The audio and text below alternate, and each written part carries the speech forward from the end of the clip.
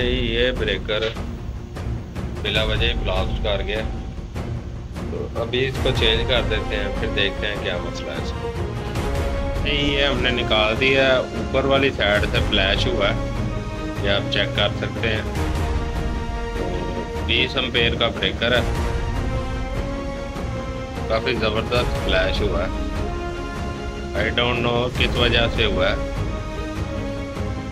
ये second hand breaker होते हैं, इनको जो है ना सर्फ के साथ वॉश करते हैं। मेरे ख्याल से सर्फ का कोई दाना अंदर रह गया है जिसकी वजह से ये ब्लास्ट हुआ है। अभी चेंज करते हैं, वो लेने गए हुए हैं।